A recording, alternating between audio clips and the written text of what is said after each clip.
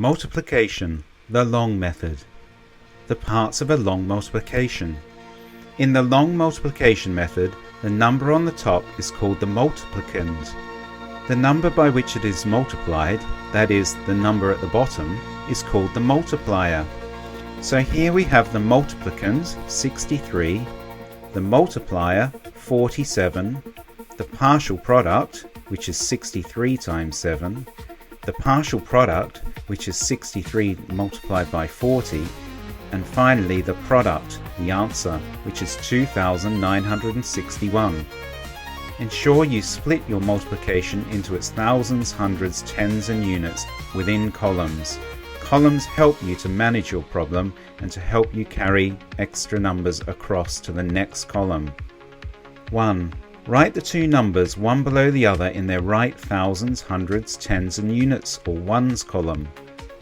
Write the bigger number on top and a multiplication sign on the left. Draw a line below the numbers.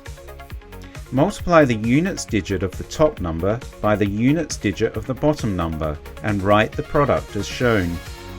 So here we have 3 multiplied by 7, which is 21. We put the 1 in the units column and carry the 2 to the tens column. 3. Multiply the tens digit of the top number by the units digit of the bottom number. So now we have 6 multiplied by 7 plus the 2 we carried over to make 44. We put the 4 in the tens column, and because there's nothing else to multiply, we carry the 40 into the hundreds column, and we end up with 441. 4. Place a 0 below the units digit as shown. This is because we will now be multiplying the digits of the top number by the tens digit of the bottom number. Hence, we place a 0 in the units place as a placeholder. 5.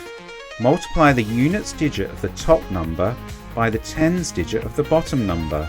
So 3 multiplied by 4 is 12. Place the 2 in the tens column and carry the 1 to the next number. 6. Multiply the tens digit of the top number by the tens digit of the bottom number. So 6 multiplied by 4 is 24, plus the 1 is 25. 7. This is the second partial product obtained on multiplying the top number by the tens digit of the bottom number. Add the two partial products together. The answer is 2,961.